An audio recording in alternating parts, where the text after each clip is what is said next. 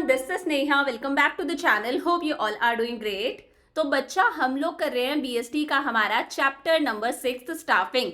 देखो क्या क्या पढ़ा था हम लोगों ने कल की क्लास में। कल हम लोगों ने 4 टॉपिक्स कवर करे थे। सबसे पहले स्टाफिंग का मीनिंग, देन हम लोगों ने डिस्कस करा इंपॉर्टेंस ऑफ स्टाफिंग।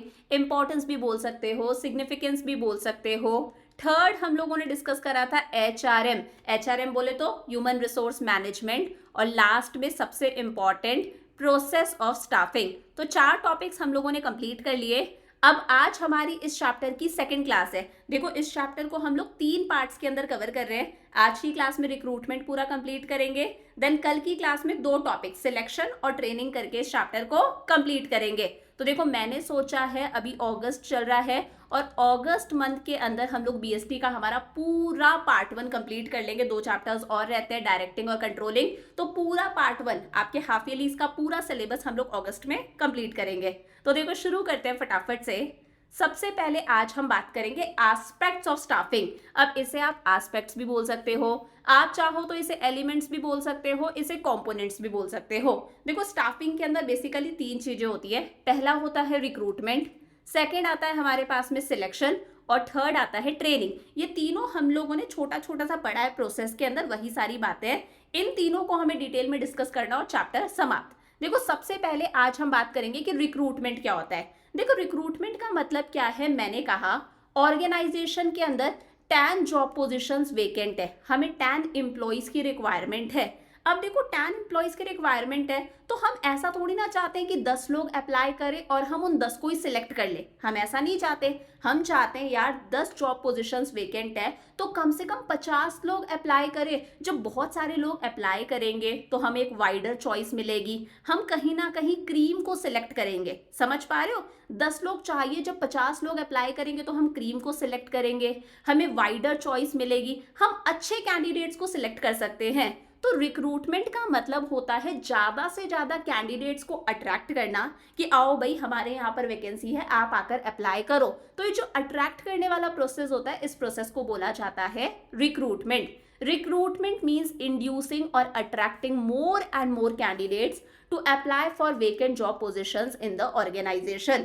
ऑर्गेनाइजेशन में जो वेकेंट जॉब पोजिशंस है उन्हें फिल करने के लिए ज्यादा से ज्यादा कैंडिडेट्स को अट्रैक्ट करना। अब आप किस तरह से अट्रैक्ट करोगे? आप naukri.com हो गया, इंडीड हो गया, इन पर एड्स दे सकते हो, आप न्यूज़पेपर में एड्स दे सकते हो, टीवी पर एड्स दे सकते हो, सोशल मीडिया के थ्रू आप एडवर्टाइजमेंट करवा सकते हो। तो ज्यादा से ज्यादा कैंडिडेट्स को अट्रैक्ट करना ही क्या है? रिक्रूटमेंट है। It is the process of searching for prospective employees. Prospective employees मतलब जो सबसे सूटेबल एम्प्लॉइज लग रहे हैं, हमें लग रहा है यार ये सही है हमारी जॉब के लिए, इस तरह के एम्प्लॉइज को सर्च करना और उनके अंदर चाबी भरना, मतलब उन्हें स्टिम्युलेट करना कि आओ भाई हमारे यहाँ पर वैकेंसी है, आकर अप्लाई करो। इस प्रोसेस को क्या बोला जाता है? रिक्रूटमेंट। तो देखो हमेशा याद रखना, ये जो रिक्रूटमेंट होता है ना, ये कैसा प्रोसेस है? ये पॉजिटिव प्रोसेस है। मैम पॉजिटिव प्रोसेस क्यों है? क्योंकि हमारे पास में 10 जॉब पोजीशंस वेकेंट है लेकिन अप्लाई बहुत सारे लोग कर रहे हैं, 50 लोगों ने अप्लाई कर दिया। तो एक पॉजिटिव प्रोसेस है यार, लोगों के मन में एक होप जाग रही है कि शायद हमारी नौकरी लग सकती है। तो ये क्या है? एक पॉजिटिव प्रोसेस है।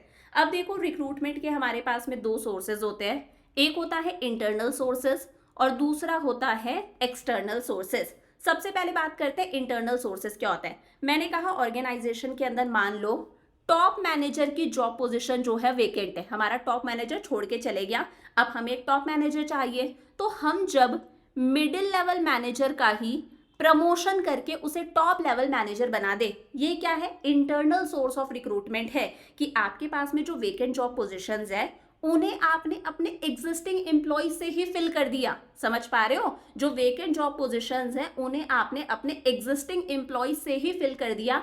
आप बाहर से आउटसाइडर्स को नहीं बुला रहे। This is internal source of recruitment. समझ में आया? मैंने कहा मान लो ये हमारा सेल्स डिपार्टमेंट है और ये हमारा प्रोडक्शन डिपार्टमेंट है। अब मैंने कहा सेल्स डिपार्टमेंट के अंदर एम्प्लॉयज की कमी है और प्रोडक्शन डिपार्टमेंट के अंदर बहुत सारे एम्प्लॉयज हैं। तो जब हम प्रोडक्शन डिपार्टमेंट से कुछ एम्प्लॉयज को सेल्स डिपार्टमेंट में शिफ्ट कर देते हैं, ये क्या है? इंटरनल सोर्स ऑफ रिक्रूटमेंट है। तो यहाँ पर हमारी वेकेंट जॉब पोजीशंस को हम एग्जिस्टिंग एम्प्लॉयज से ही फिल कर रहे हैं, हम बाहर से आउटसाइडर्स को नहीं बुला रहे। Under internal source of recruitment, the vacant job positions are filled by using existing employees only and no outsiders are permitted in internal sources. चमक गया अच्छे से। अब देखो इंटरनल सोर्स के भी हमारे पास में दो तरीके हैं, एक होता है ट्रांसफर और दूसरा होता है प्रमोशन। पहले यहीं पर आराम से समझ लो। देखो ट्रांसफर मैंने अभी भी आपको बताया था, मैंने कहा सेल्स डिपार्टमेंट के अंदर मान लो क्लर्क की जॉब पोजीशन वेकेंट है, ठीक है, और प्रोडक्शन डिपार्टमेंट के अंदर हमारे पास में 3 क्लर्क है। क्या समझे? सेल्स डिपार्टमेंट के अंदर क्लर्क की जो जॉब पोजीशन है वो वेकेंट है और प्रोडक्शन डिपार्टमेंट में हमारे पास में 3 क्लर्क है। तो हमने एक क्लर्क को इधर ट्रांसफर कर दिया। ये ट्रांसफर होता है कि हमने एम्प्लॉय को एक डिपार्टमेंट या फिर एक ब्रांच से दूसरे डिपार्टमेंट या फिर दूसरी ब्रांच में शिफ्ट कर दिया। अब यहाँ पर उसकी जॉब पोजीशन सेम है, पहले भी क्लर्क था अभी भी क्लर्क है, पहले भी उसकी रैंक वही थी अभी भी रैंक वही है, पहले भी उसके पास में उतनी ही अथॉरिटी पावर थी अभी भी उतनी ही अथॉरिटी है, पहले भी रिस्पॉन्सिबिलिटी वही थी अभी भी रिस्पॉन्सिबिलिटी वही है, पहले भी उसे 25,000 मिलते थे अभी भी उसे 25,000 मिल रहे हैं। ये क्या है? ट्रांसफर है। मतलब यहाँ पर उसकी पे इंक्रीज नहीं हो रही, आपने सिर्फ उसे एक डिपार्टमेंट या फिर एक ब्रांच से दूसरे डिपार्टमेंट और दूसरे ब्रांच में शिफ्ट कर दिया। लेकिन प्रमोशन का मतलब क्या होता है? मैंने कहा टॉप लेवल मैनेजर की जॉब पोजीशन वेकेंट है, हम लोगों ने मिडिल लेवल मैनेजर को टॉप लेवल मैनेजर बना दिया, ये प्रमोशन है। यहाँ पर उसकी पे डेफिनेटली इंक्रीज होगी, उसकी रिस्पॉन्सिबिलिटीज इंक्रीज होगी, ऊंचा ओहदा मिल गया यार उसे, उसकी कहीं ना कहीं अथॉरिटी इंक्रीज होगी, पावर इंक्रीज हो रही है, रिस्पॉन्सिबिलिटी इंक्रीज हो रही है, उसका स्टेटस ऊपर उठ रहा है, उसकी रैंक इंक्रीज हो रही है। इसे हम लोग क्या बोलते हैं? प्रमोशन। समझ में आ गया मोटा मोटा? तो देखो सबसे पहला आता है हमारे पास में transfer. Transfer means shifting of an employee from one job position to another at the same level of authority, rank, status, pay and responsibility. जब एम्प्लॉय को आप एक जॉब पोजीशन से दूसरे जॉब पोजीशन पर शिफ्ट कर रहे हो, लेकिन उसकी अथॉरिटी यानी कि पावर, उसकी रैंक, उसका स्टेटस, उसकी पे, उसकी रिस्पॉन्सिबिलिटीज, ड्यूटी सब कुछ सेम है, कुछ नहीं बदला, that is transfer. For example मैं कहती हूँ HDFC बैंक की बात करते हैं। HDFC बैंक की एक ब्रांच तो है, मैंने कहा मालवीय नगर। कहाँ है? मालवीय नगर के अंदर, मैं जयपुर की बात कर रही हूँ। और दूसरी ब्रांच है मान लो सिविल लाइंस के अंदर। अब मान लो मालवीय नगर के अंदर कैशियर्स ज़्यादा हैं और कहीं ना कहीं सिविल लाइंस के अंदर कैशियर्स की कमी है, तो जब हम किसी एक कैशियर को मालवीय नगर वाली ब्रांच से सिविल लाइन वाली ब्रांच में शिफ्ट करते हैं, ये क्या है? ट्रांसफर है। बंदे की पे वगैरह सब कुछ सेम रहेगा, उसकी रिस्पॉन्सिबिलिटी वगैरह सब कुछ क्या है? सेम है। तो यहाँ पर क्या होता है, अगर एक जगह पर एम्प्लॉयज की शॉर्टेज है और एक जगह पर हमारे पास में सरप्लस एम्प्लॉयज है, तो हम एम्प्लॉय को सरप्लस जगह से कहाँ पर शिफ्ट कर देंगे? जहां पर उनकी शॉर्टेज है। और याद रखना इसे बोला जाता है हॉरिजॉन्टल मूवमेंट ऑफ एम्प्लॉयज, कि जो एम्प्लॉयज है वो इस तरह से मूव कर रहे हैं, यानी कि उनकी जो रैंक है वो इंक्रीज नहीं हो रही, वो ऊपर की तरफ नहीं जा रहे, वो सेम लेवल पर मूव कर रहे हैं। वो सिंपली मालवीय नगर से सिविल लाइंस आ गया या फिर प्रोडक्शन डिपार्टमेंट से सेल्स डिपार्टमेंट में आ गया, तो ये क्या है? हॉरिजॉन्टल मूवमेंट है। समझ में आ गया? वही लिखा है क्लर्क को आपने परचेज डिपार्टमेंट से कहां पर शिफ्ट कर दिया? सेल्स डिपार्टमेंट में शिफ्ट कर दिया। ये क्या है? ट्रांसफर है। इजी पीजी हो गया। दूसरा है हमारे पास में प्रमोशन। अब प्रमोशन के अंदर मैंने क्या बताया? आप मिडिल लेवल मैनेजर को टॉप लेवल मैनेजर बना रहे हो, लोअर लेवल मैनेजर को आपने मिडिल लेवल मैनेजर बना दिया, जो हमारा अकाउंटेंट था उसको आपने सीए की पोजीशन दे दी, जो हमारा क्लर्क था उसको आपने पीओ बना दिया, प्रोबेशनरी ऑफिसर बना दिया। तो प्रमोशन के अंदर आप एम्प्लॉय को शिफ्ट कर रहे हो, लेकिन उसे आप शिफ्ट कर रहे हो हायर पोजीशन पर, जहां पर उसके पास में जिम्मेदारी, रिस्पॉन्सिबिलिटी भी ज्यादा है, उसे फैसिलिटीज भी ज्यादा मिल रही हैं, स्टेटस भी अच्छा है और कहीं ना कहीं उसकी पे भी ज्यादा है। तो ये हमारा कैसा शिफ्ट है? ये वर्टिकल शिफ्ट है। कैसा शिफ्ट है? वर्टिकल शिफ्ट है, कि ये हमारा मिडिल लेवल मैनेजर ऊपर की तरफ जा रहा है, टॉप लेवल मैनेजर बन रहा है। कैसा शिफ्ट है? वर्टिकल शिफ्ट है। तो कहीं ना कहीं बंदा और ज्यादा मोटिवेट होगा अगर उसे प्रमोशन मिलेगा, उसका जॉब सेटिस्फैक्शन इंक्रीज होगा, वो ऑर्गेनाइजेशन के टूवर्ड शायद ज्यादा लॉयल रहेगा और कहीं ना कहीं ऐसे बंदे की परफॉर्मेंस भी इंक्रीज होगी। समझ में आ गए दोनों? तो ये हम लोगों ने देख लिया हमारा इंटरनल सोर्स ऑफ रिक्रूटमेंट। अब देखो बात करते हैं कि इसके फायदे क्या क्या है, मेरिट्स क्या क्या है। पहला है employees are motivated to improve their performance. अगर एम्प्लॉयज को पता है कि टाइम के साथ साथ में हमें प्रमोशन मिलता है, अगर हम अच्छा परफॉर्म करेंगे तो हमें प्रमोशन मिलेगा, तो कहीं ना कहीं एम्प्लॉयज मोटिवेटेड रहेंगे, उनकी परफॉर्मेंस इंक्रीज रहेगी ताकि उन्हें प्रमोशन मिल सके। तो पहला हो गया, वो अपनी परफॉर्मेंस को इंप्रूव करने के बारे में सोचेंगे क्योंकि उन्हें प्रमोशन चाहिए। दूसरा है कहीं ना कहीं सिलेक्शन और प्लेसमेंट का प्रोसेस बहुत आसान हो जाता है।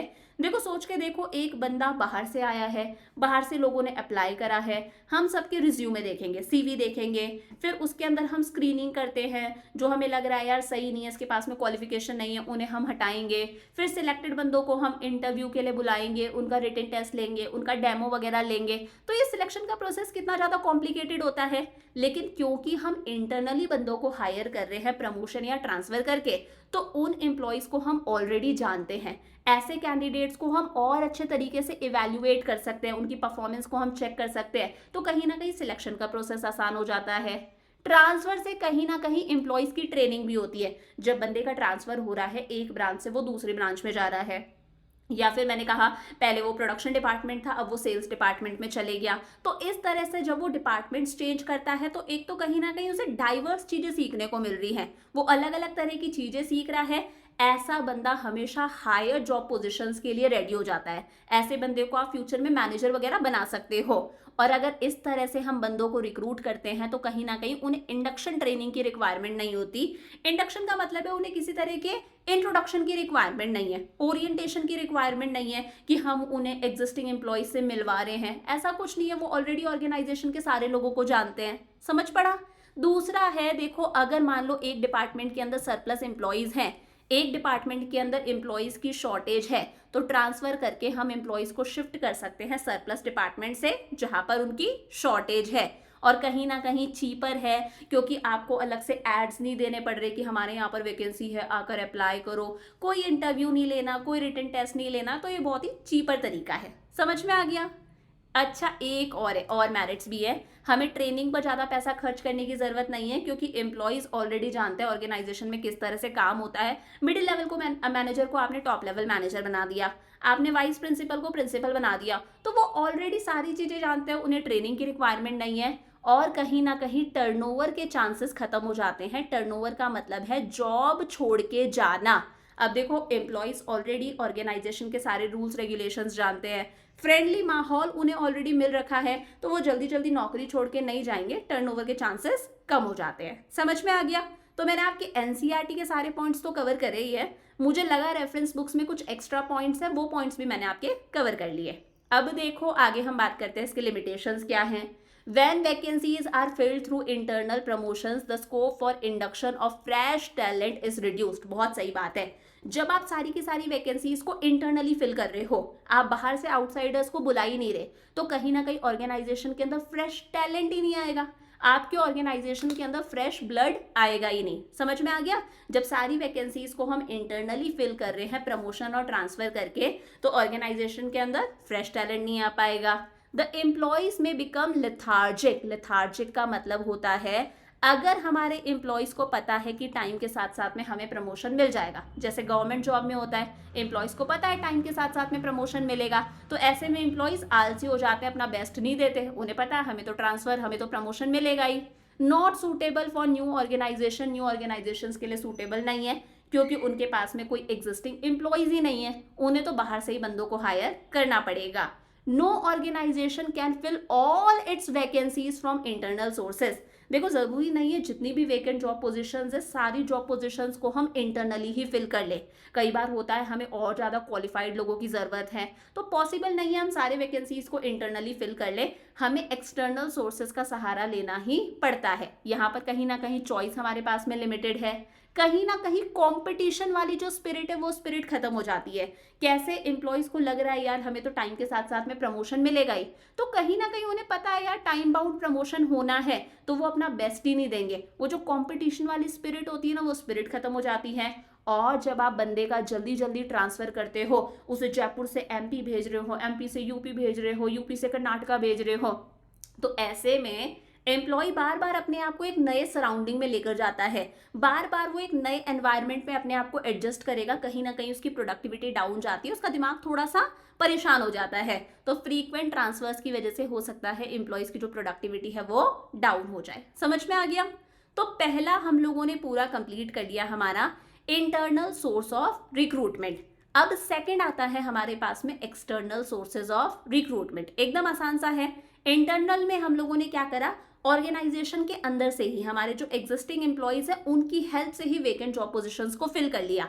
लेकिन एक्सटर्नल सोर्सेस में क्या होता है, हम बाहर से एम्प्लॉयज को बुलाते हैं कि आओ भाई हमारे यहाँ पर वैकेंसी है, आप आकर अप्लाई करो। हम न्यूज़पेपर में ऐड दे देंगे, बहुत सारे लोग अप्लाई करेंगे। हम टीवी में ऐड दे सकते हैं, हम इंडीड पर ऐड डाल सकते हैं, naukri.com है हमारे पास में। या फिर ऐसा कर सकते हैं, मान लो स्कूल के अंदर बीएसटी के टीचर की जॉब पोजीशन वेकेंट है, हमें बीएसटी का टीचर चाहिए, तो प्रिंसिपल ने अकाउंट्स वाले सर को बोल दिया, अकाउंट्स वाले सर अगर आपका कोई नोन हो जो बीएसटी पढ़ा सके तो हमें बताना।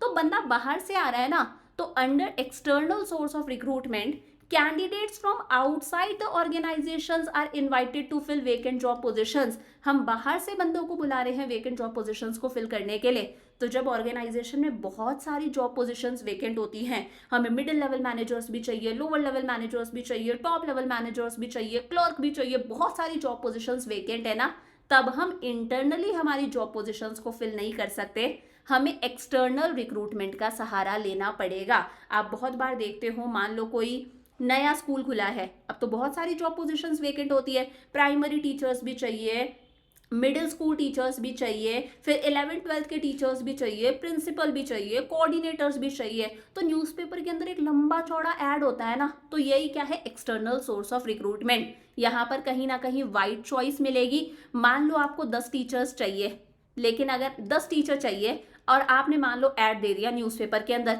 कहीं ना कहीं 50 टीचर अप्लाई कर देंगे। वैसे भी हमारे देश में तो बहुत ज़्यादा अनएम्प्लॉयमेंट है, तो हमें वाइड चॉइस मिलेगी। ऑर्गेनाइजेशन के अंदर एक फ्रेश ब्लड आता है, फ्रेश टैलेंट आता है। समझ में आ गया अच्छे से? अब देखो, जिस तरह से हम लोगों ने इंटरनल पढ़ा, तो इंटरनल के अंदर तो हमारे पास में 2 ही थे, एक तो होता है ट्रांसफर और दूसरा क्या था हमारे पास में, प्रमोशन। सेम इसी तरह से जब हम एक्सटर्नल सोर्सेज ऑफ रिक्रूटमेंट की बात करते हैं तो हमारे पास में पूरे 10 तरीके हैं। वन बाय वन समझना। एक बार एक काम करो, यही समझा देती हूँ, देन पीछे डिटेल में समझा दूंगी। देखो, डायरेक्ट रिक्रूटमेंट के अंदर क्या होता है, बेसिकली जब हम अनस्किल्ड जॉब्स की बात करते हैं, फॉर एग्जांपल पियोन की बात कर रहे हैं, पियोन हायर करना है, स्वीपर हायर करना है, ऑफिस बॉय जो होता है जो चाय वगैरह पकड़ा रहा है, फाइल्स लेकर घूमता है, बैल बजाई आएगा फाइल्स लेकर जाएगा। तो इस तरह से जब अनस्किल्ड जॉब पोजीशंस को फिल करना होता है ना, तो क्या करते हैं जो मैनेजर्स वगैरह जो भी हैं, फैक्ट्री का जो गेट होता है ना, उस पर एक बोर्ड लगा दिया जाता है। फैक्ट्री का गेट या फिर नोटिस बोर्ड पर नोटिस लगा दिया जाता है।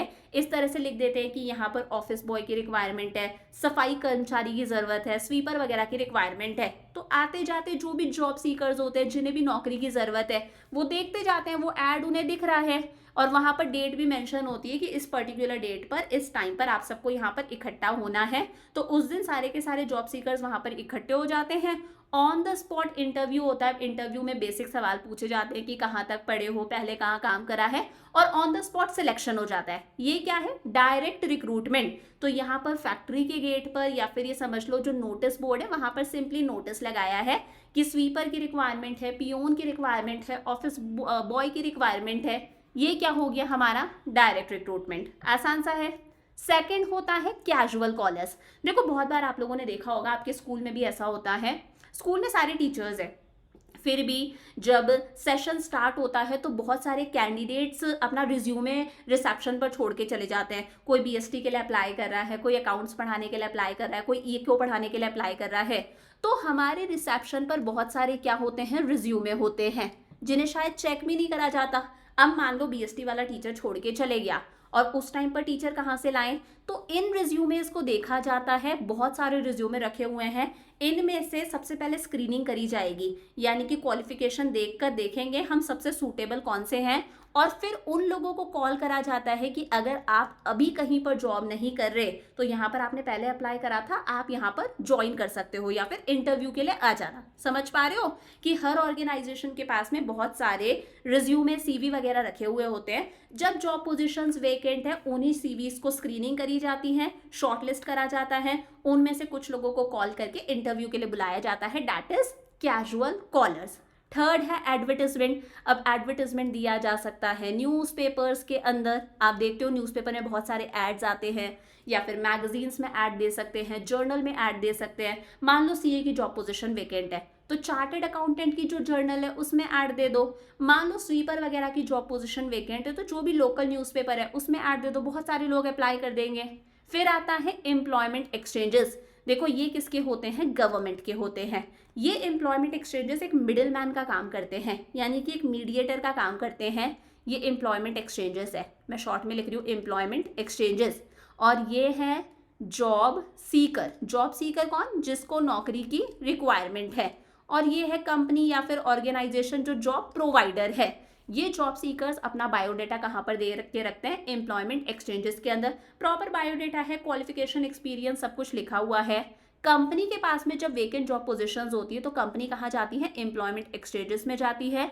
फिर ये एम्प्लॉयमेंट एक्सचेंजेस कंपनी को सूटेबल कैंडिडेट्स के बारे में बता देते हैं। इनके पास में तो अच्छा खासा बायोडेटा है तो ये कंपनी की रिक्वायरमेंट के अकॉर्डिंग कंपनी को सूटेबल कैंडिडेट्स के बारे में बताते हैं। तो कहीं ना कहीं ये एम्प्लॉयमेंट एक्सचेंजेस किसका काम कर रहे हैं, मीडिएटर का काम कर रहे हैं, जो जॉब सीकर को जॉब प्रोवाइडर से मिलवा रहे हैं। कहीं ना कहीं ये क्या कर रहे हैं, ये डिमांड, ये क्या है, डिमांड हो रही है, ठीक है, लेबर की, और ये क्या है, लेबर की सप्लाई है। तो इनका काम है इन दोनों चीजों को मैच कराने का। समझ में आ गया।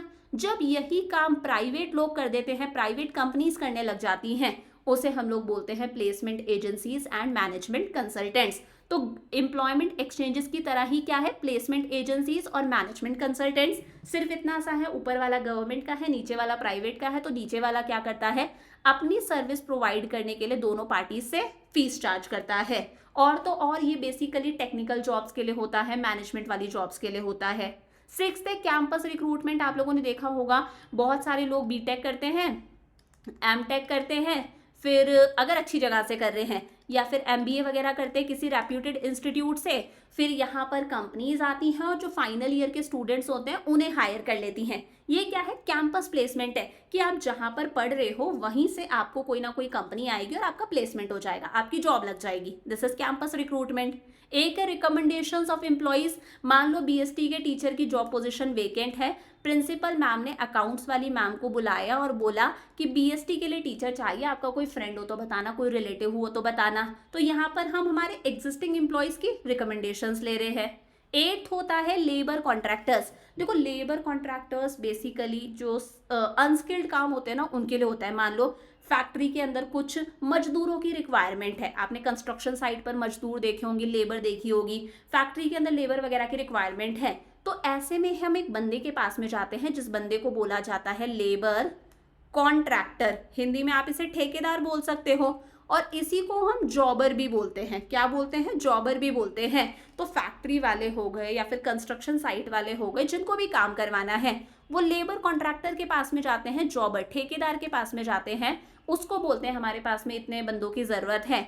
अब ये जो लेबर कॉन्ट्रैक्टर होता है ये बहुत सारे लेबर्स के कांटेक्ट में होता है, बहुत सारे मजदूरों के कांटेक्ट में होता है। तो ये क्या करेगा, विलेज से बहुत सारे मजदूरों को बुला लेता है कंस्ट्रक्शन साइट पर काम करने के लिए, फैक्ट्री वगैरह में अनस्किल्ड काम करने के लिए, परात उठाना, मतलब जो पूरा कंस्ट्रक्शन वाला काम है उस तरह के काम समझ लो। ये कौन है, लेबर कॉन्ट्रैक्टर हो गया, इस काम का ये चार्ज लेता है। हम टीवी पर ऐड दे सकते हैं, एंकर्स की रिक्वायरमेंट है, ग्राफिक डिजाइनर की रिक्वायरमेंट है। और लास्ट है वेब पब्लिशिंग। कुछ वेबसाइट्स हैं, कुछ एप्लीकेशंस हैं जिनका स्पेसिफिकली काम ही ये है, जैसे इंडीड हो गया, naukri.com हो गया, monster.com हो गया, जिनका काम ही क्या है, जॉब सीकर्स और जॉब प्रोवाइडर्स को मिलवाना। समझ में आ गया, मैंने मोटा मोटा सारा समझा दिया। तो देखो पहला कौन सा है, डायरेक्ट रिक्रूटमेंट। क्या पढ़ा था हम लोगों ने, under direct recruitment a notice is placed on the notice board of the enterprise stating the details of the jobs available. यहाँ पर जो गेट है फैक्ट्री का, कंपनी का, या फिर नोटिस बोर्ड है, वहां पर नोटिस लगा दिया जाता है, जैसे दिख रहा होगा आपको, आवश्यकता है जरूरत है सफाई कर्मचारी की, मतलब स्वीपर वगैरह चाहिए। जॉब सीकर्स जो है वहां पर डेट मेंशन होती है कि इस डेट पर इंटरव्यू होगा। जॉब सीकर्स आते जाते देख लेते हैं, पढ़ लेते हैं, बड़ा बड़ा लिखा हुआ है। वो एक पर्टिकुलर डेट पर पर्टिकुलर टाइम पर सारे वहां पर असेंबल होते हैं, इकट्ठे होते हैं। ऑन द स्पॉट उनका इंटरव्यू होता है, ऑन द स्पॉट क्या हो जाता है, सिलेक्शन हो जाता है। तो बेसिकली अनस्किल्ड और सेमी स्किल्ड जॉब के लिए ये है, जैसे ऑफिस बॉय है, स्वीपर है, पियोन वगैरह है। और इस तरह के वर्कर्स को हम बोलते हैं कैजुअल वर्कर्स या फिर बदली वर्कर्स। इसका मतलब है ये जो वर्कर्स होते हैं इन्हें डे के हिसाब से पे करा जाता है।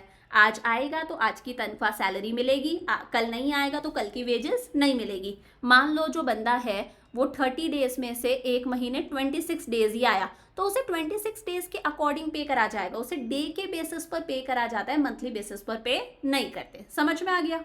सेकंड क्या था हमारे पास में, कैजुअल कॉलर्स। मैंने बताया था हर ऑर्गेनाइजेशन के पास में बहुत सारी एप्लीकेशंस होती है, बहुत सारे रिज्यूमे होते हैं, और ये अनसॉलिसिटेड है। ऑर्गेनाइजेशन नहीं बोला कि आओ हमारे यहाँ पर अप्लाई करो, लोग ऐसे ही रिसेप्शन पर देकर चल जाते हैं ना अपना सीवी। आपके स्कूल के अंदर पूछना, आप देखना जरा रिसेप्शन पर, इतने सारे लोगों ने बीएसटी के लिए अप्लाई करा होगा, इतने सारे लोगों ने अकाउंट्स के लिए अप्लाई करा होगा। तो बड़े बड़े जो रेप्यूटेड बिजनेस ऑर्गेनाइजेशंस हैं उनके पास में बहुत सारे सीवी आते हैं, और ये पूरे के पूरे जो सीवी होते हैं, रिज्यूमे होते हैं, इसका एक प्रॉपर डेटाबेस मेंटेन करके रखते हैं, इन सबको इकट्ठा करके रखते हैं। अब मान लो कभी भी अगर कोई जॉब पोजीशन वेकेंट है तो उन सारे सीवीज को देखा जाता है, स्क्रीनिंग होती है। स्क्रीनिंग का मतलब है देखते हैं यार जो क्वालिफिकेशन हमें चाहिए वो क्वालिफिकेशन बंदे में है क्या, उस तरह से शॉर्ट लिस्ट करा जाता है। फिर मान लो 8-10 सिलेक्ट करे, उनको कॉल करके इंटरव्यू के लिए बुलाया जाता है। ये क्या है, कैजुअल कॉलर्स है। तो many reputed business organisations keep a database of unsolicited applicants, जिन्हें हम लोगों ने नहीं बुलाया था, जो खुद अपना सीवी देके गए थे।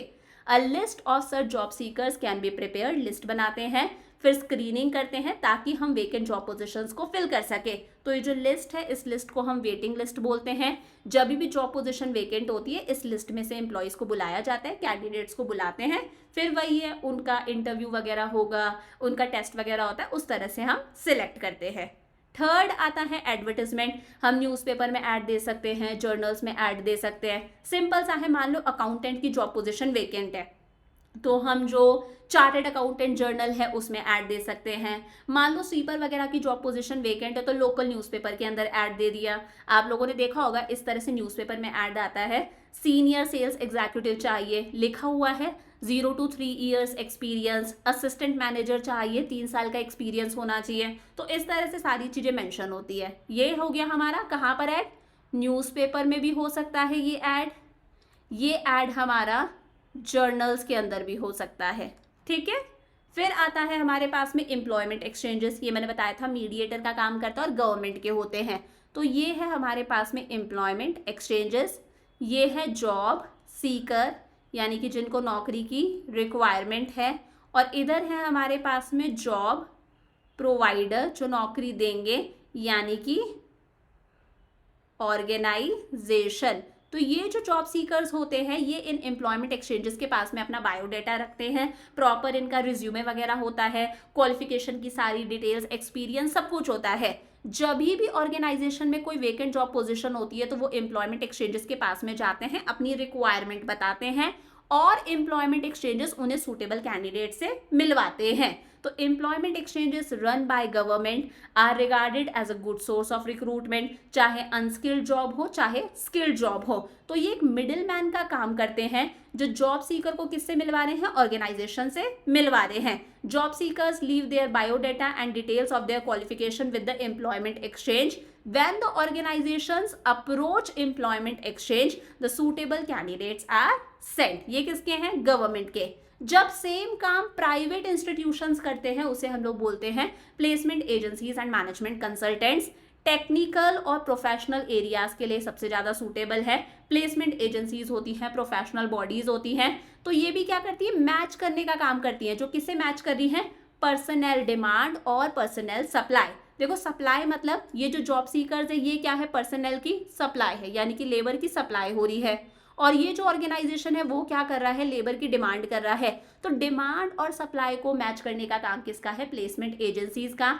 क्योंकि ये प्राइवेट इंडिविजुअल्स के हैं तो ये लोग क्या करते हैं, अपने काम के लिए फीस चार्ज करते हैं। पीछे वाले जैसा ही था, ये सिर्फ किसके लिए है, प्राइवेट सेक्टर के, मतलब प्राइवेट होती हैं ये जो प्लेसमेंट एजेंसीज है, इसलिए क्या करती हैं, फीस चार्ज करती हैं। सिक्स्थ आता है कैंपस रिक्रूटमेंट। आप लोगों ने देखा होगा बीटेक कॉलेजेस हो गए, एमटेक कॉलेजेस हो गए, मतलब टेक्निकल कॉलेजेस हो गए, हमारे टेक्निकल इंस्टीट्यूट्स हो गए, मैनेजमेंट इंस्टीट्यूट्स हो गए, एमबीए वगैरह जहाँ से हम करते हैं, तो वहाँ से ही प्लेसमेंट मिल जाता है। वहाँ पर कंपनीज आती हैं, जो भी फाइनल ईयर के स्टूडेंट्स हैं, फ्रेश ग्रेजुएट्स हैं, फाइनल ईयर के स्टूडेंट्स, उनका वही रिटन टेस्ट होता है, इंटरव्यू होता है, टेक्निकल टेस्ट वगैरह होता है, प्रॉपर सारे राउंड्स होते हैं, और वहीं से बंदों का प्लेसमेंट हो जाता है, वो वहीं से बंदों को हायर कर लेते हैं। ये क्या है, कैंपस रिक्रूटमेंट। जैसे आपकी एनसीईआरटी के अंदर ये इमेज गिवन है, ये है स्कूल ऑफ मैनेजमेंट, मतलब ये समझ लो एक ये एमबीए का कोई कॉलेज है, समझ लो मैनेजमेंट कॉलेज है ये। अब यहाँ पर कंपनी आई हुई है, आप देखो इस तरह से प्लेसमेंट इंटरव्यू हो रहा है, और ये कौन है, हमारे फाइनल ईयर के स्टूडेंट्स हैं, एकदम फ्रेश ग्रेजुएट्स हैं, इनका इंटरव्यू हो रहा है, सिलेक्शन टेस्ट वगैरह हो रहा है, इन्हें यहीं से हायर कर लिया जाएगा। This is campus recruitment. Colleges और इंस्टीट्यूट जो है मैनेजमेंट और टेक्नोलॉजी से रिलेटेड जो इंस्टीट्यूट्स हैं, उनके साथ में ऐसा होता है। जो बड़े बड़े ऑर्गेनाइजेशंस हैं, यानी कि जो बड़ी बड़ी कंपनीज है, बेसिकली अगर हम कॉरपोरेट सेक्टर की बात करें, तो वो एक क्लोज रिलेशन बना के रखती हैं यूनिवर्सिटीज़ के साथ में, टेक्निकल इंस्टीट्यूट्स के साथ में, मैनेजमेंट इंस्टीट्यूट्स के साथ में, और यहीं से ये क्वालिफाइड पर्सनल को क्या करती हैं, हायर करती हैं। सेवेंथ आता है हमारे पास में रिकमेंडेशंस फ्रॉम एम्प्लॉयज। मैंने बताया था बीएसटी के टीचर चाहिए, हम अकाउंट्स वाले सर को बोल रहे हैं आपका कोई नोन हो तो बताना। तो many firms encourage there present employees to recommend the name of their relatives, friends and other people to fill the vacant job position। मान लो ये जो एग्जिस्टिंग एम्प्लॉय है, अकाउंट्स वाले टीचर हैं, अच्छा पढ़ाते हैं, इनकी अच्छी रेप्यूटेशन है, बढ़िया गुडविल है, तो इन्हें बोल देंगे अगर बीएसटी का कोई टीचर हो, आपका फ्रेंड रिलेटिव हो तो बताना। समझ में आ गया, ये है एग्जिस्टिंग एम्प्लॉयज की रिकमेंडेशन। ये किस पर डिपेंड करता है, हमारे प्रेजेंट एम्प्लॉय की गुडविल पर डिपेंड करता है। वो अच्छा पढ़ा रहा है तभी तो हम उसकी रिकमेंडेशन ले रहे हैं, खुद ही अगर बुरा पढ़ाता तो उसकी रिकमेंडेशन थोड़ी ना लेते। और अगर हमारे न्यू एम्प्लॉय के साथ में कोई प्रॉब्लम होती है, then the organization can catch hold of existing employee. मान लो बीएसटी का टीचर जो है वो मिड ऑफ द सेशन में छोड़ के चले गया, हाफ ईयरली से पहले, तो इस सिचुएशन में जो ऑर्गेनाइजेशन है, स्कूल है, जो प्रिंसिपल सर हैं, वो अकाउंट्स वाले सर की कॉलर पकड़ेंगे कि आपने रिकमेंड करा था, आपका फ्रेंड है, आप बताओ कहाँ चले गया, बीच में कैसे चले गया। समझ पा रहे हो। फिर आता है नेक्स्ट हमारा लेबर कॉन्ट्रैक्टर्स। अभी मैंने बताया था ये जो लेबर कॉन्ट्रैक्टर्स हैं, हिंदी में हम इन्हें ठेकेदार बोल दें, ये ठेकेदार हैं, इन्हें हम इंग्लिश में जॉबर्स भी बोल सकते हैं। तो ये अगर मान लो किसी कंस्ट्रक्शन साइट पर, फैक्ट्री के अंदर लेबर्स की रिक्वायरमेंट है, बहुत सारे लेबर चाहिए, तो ये जो हमारा जॉबर होता है, लेबर कॉन्ट्रैक्टर होता है, ये बहुत काम की चीज़ है।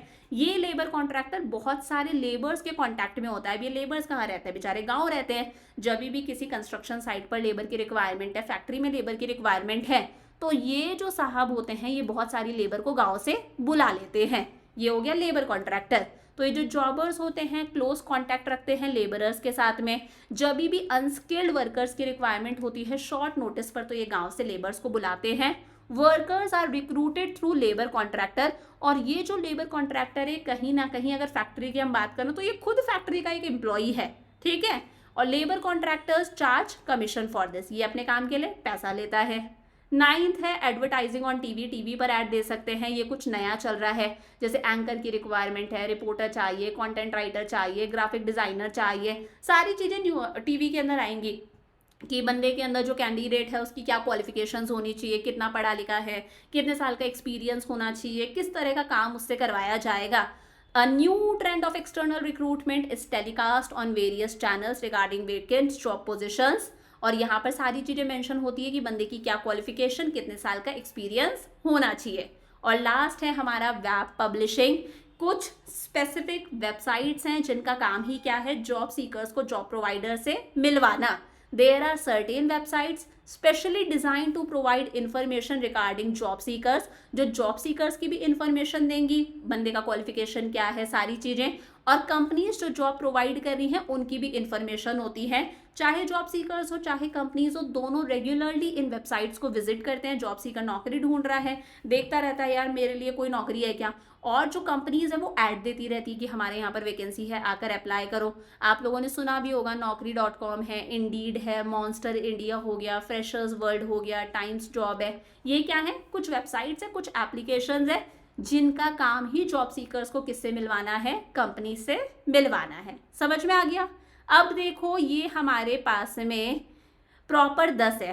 अब इन 10 को आप याद कैसे कर सकते हो, तो इसके लिए मैं छोटी सी ट्रिक बता देती हूँ। इसकी ट्रिक है डीसीपी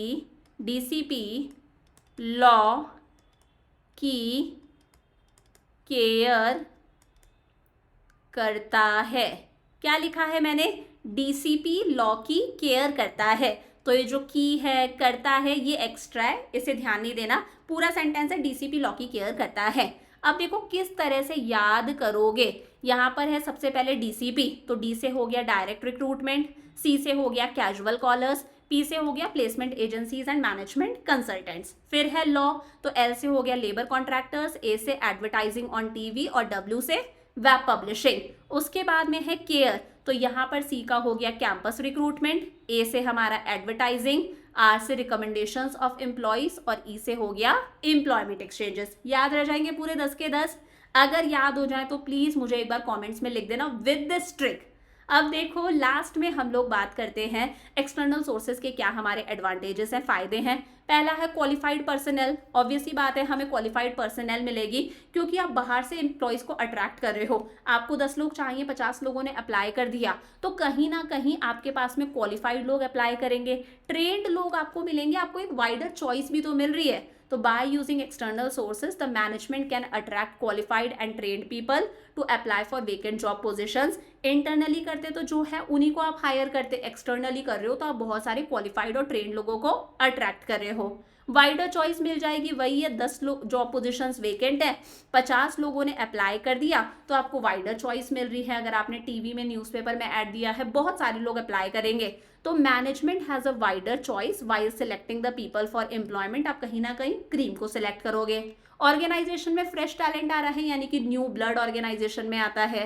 कॉम्पिटिटिव स्पिरिट, जब आउटसाइडर्स आ रहे हैं ऑर्गेनाइजेशन के अंदर, तो जो हमारे एग्जिस्टिंग एम्प्लॉयज हैं वो आउटसाइडर्स के साथ में कॉम्पीट करेंगे, उनके प्रमोशन के चांसेस खत्म हो रहे हैं, वो कॉम्पीट करेंगे, तो ऑर्गेनाइजेशन में कॉम्पिटिशन वाली स्पिरिट डेवलप होती है, हर कोई अपनी परफॉर्मेंस को इंप्रूव करने के बारे में सोचेगा। और जब कैंपस रिक्रूटमेंट होता है, हम लोगों ने पीछे देखा था, जब कंपनीज हैं वो MTech BTech final year students को हायर कर रही हैं, एमबीए वालों को हायर कर रही हैं, तो कहीं ना कहीं ऑर्गेनाइजेशन के अंदर यूथ आता है, और यूथ टेक्नोलॉजी से सबसे ज़्यादा अवेयर है, तो ऑर्गेनाइजेशन के अंदर कहीं ना कहीं वो लोग आएंगे जो टेक्नोलॉजिकल नॉलेज रखते हैं, जो लेटेस्ट टेक्नोलॉजी से अवेयर हैं। समझ में आ गया।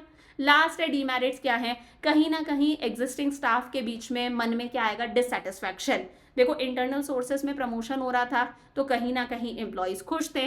अब एम्प्लॉयज़ को लग रहा है कि यार अगर बाहर से एम्प्लॉयज़ आ रहे हैं तो कहीं ना कहीं हमारे प्रमोशन के चांसेस खत्म हो गए।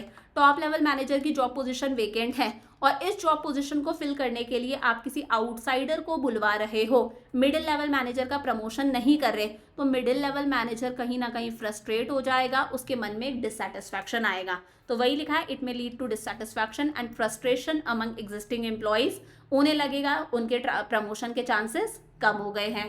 सेकेंड है, काफ़ी लेंदी प्रोसेस है, पहले आप ऐड दोगे, फिर बहुत सारे लोग अप्लाई करेंगे, फिर आप एक प्रिलिमिनरी स्क्रीनिंग करते हो, यानी कि आपको लग रहा है यार इनके पास तो वो क्वालिफिकेशन ही नहीं है जो क्वालिफिकेशन हमें चाहिए, उन्हें आप हटाओगे, फिर आप इंटरव्यू के लिए बुलाओगे, रिटन टेस्ट वगैरह लोगे, 10 चीज़ें हैं, तो काफ़ी लेंदी प्रोसेस है। कॉस्टली प्रोसेस है, आप एडवर्टीजमेंट दोगे टीवी में, न्यूज़पेपर में, वेबसाइट्स वगैरह पे अच्छा खासा पैसा लगता है, फिर उन एप्लीकेशंस की प्रोसेसिंग होती है, स्क्रीनिंग होती है ना, जो सूटेबल नहीं है उन्हें हटा दिया जाता है। उसके बाद में वही है कि उनका इंटरव्यू, रिटन टेस्ट वगैरह, जो नए बंदे आए हैं उनकी ट्रेनिंग करवाना, तो कॉस्टली प्रोसेस है। और हो सकता है the new employee may not adjust in the rules and regulations of the organization. नया बंदा आया है, ऑर्गेनाइजेशन के रूल्स और रेगुलेशन से फैमिलियर नहीं है, तो हो सकता है वो उन रूल्स रेगुलेशन से फैमिलियर ना हो पाए, उनके टूवर्ड्स उनके अंदर एडजस्ट ना हो पाए, और ऐसे में टर्नओवर के चांसेस इंक्रीज हो जाते हैं। अगर नया बंदा एडजस्ट नहीं हो पाएगा, वो नौकरी छोड़ के जाएगा, तो कहीं ना कहीं आपने ट्रेनिंग पर इतना पैसा खर्च करा था, वो पैसा वेस्ट गया, तो ये इसका क्या है, एक ड्रॉबैक है। समझ में आ गया। तो रिक्रूटमेंट हम लोगों ने आज की क्लास में कंप्लीट कर लिया। अब कल हमारी इस चैप्टर की लास्ट क्लास है। कल की क्लास में हम लोग हमारा सेकंड एस्पेक्ट सिलेक्शन और थर्ड एस्पेक्ट ट्रेनिंग कंप्लीट करेंगे और कल हमारा ये चैप्टर कंप्लीट हो जाएगा। देन हम लोग स्टार्ट करेंगे हमारा नेक्स्ट चैप्टर डायरेक्टिंग। तो बस 2 चैप्टर्स और रहते हैं और हमारा हाफ ईयरली का सिलेबस कंप्लीट। तो अगर लेक्चर अच्छा लगा please share these videos with all of your friends. I will see you tomorrow. Lots of love. Bye.